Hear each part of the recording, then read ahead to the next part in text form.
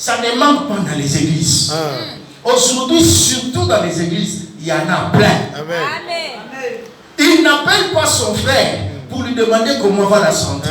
Il n'appelle pas son frère pour lui demander, pour lui dire que Dieu te bénisse. Mais il appelle son frère pour dire, tu as écouté la parole de ces dimanches. Il fallait qu'il dise ceci. Comme il n'a pas dit ça, moi je l'ai déjà entendu de l'autre côté, c'était cela. Qui es-tu? Je peux pas. Qui es-tu, enfant de Dieu, pour corriger? Alléluia. Amen. Quand on est ici à l'autel, bien aimé, cet autel est semblable à l'arche de l'alliance. Amen. Ici, dans cet autel, habite Dieu. Amen. Si quelqu'un est ici devant, parce qu'il a reçu le bâton. Amen. Le bâton, c'est le symbole de la direction. Le bâton, c'est le symbole de contrôle. Amen. Le bâton, c'est le symbole de montrer le chemin. Alléluia. Amen. Et dans ce temps-là, quelqu'un pour te montrer le chemin, il devrait avoir un bâton. Amen. Alléluia. Amen. Et pendant les enfants d'Israël, ils commençaient à dire, nous aussi, nous pouvons avoir les bâtons. Alléluia. Amen. Qui est Moïse? Qui est Aaron? Nous aussi, Dieu aussi peut nous écouter. Moi aussi, chez moi à la maison, quand je prie, Dieu descend. Alléluia. Amen. Qui est le berger Mabiala pour que Dieu n'écoute que lui? Moi aussi, quand je fais des jeûnes, Dieu me répond. Amen.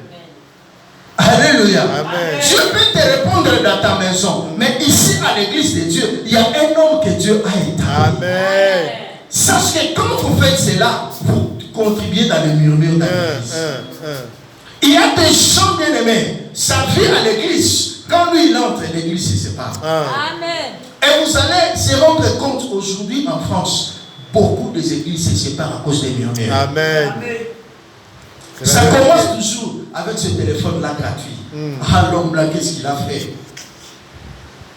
Je n'ai jamais vu quelqu'un prendre le téléphone, appeler l'autre pour intercéder ensemble. Mais quand il prend le téléphone, 1 heure du temps, c'est tout le nom de l'église qui se termine dans le téléphone. Tu as vu cette soeur-là, comment elle était habillée? Tu as vu le frère-là, comment il chantait? Tu as vu le petit-là, comment il criait? Tu as vu l'autre-là, comment il était agenouillé? Les cheveux de l'autre. Ces cheveux-là, c'est déjà passé.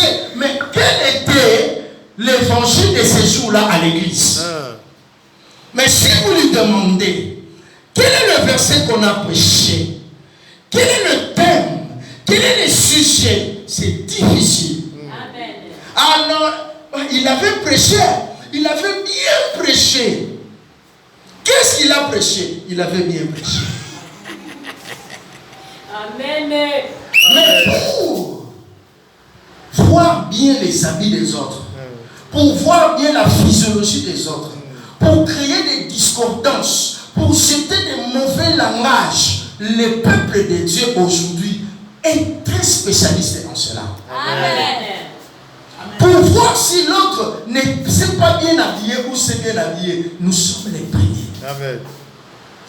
Et nous sommes les premiers à faire fuir les autres par notre manière d'être dans l'église. Amen. Wesh. Ce cerf-là, moi je ne l'aime pas. Mais ce n'est pas toi qui l'as appelé. Amen. Il y a un père qui l'a appelé. Amen. Mais à l'église, il faut qu'il y ait des prostituées. Amen. À l'église, il faut qu'il y ait des malades. À l'église, il faut qu'il y ait des bandits. Parce que et c'est l'hôpital de Dieu. Et Jésus ne marchait pas avec des gens qui ne sont pas malades. Mais comment voulez-vous que dans l'église, il n'y ait pas de problème?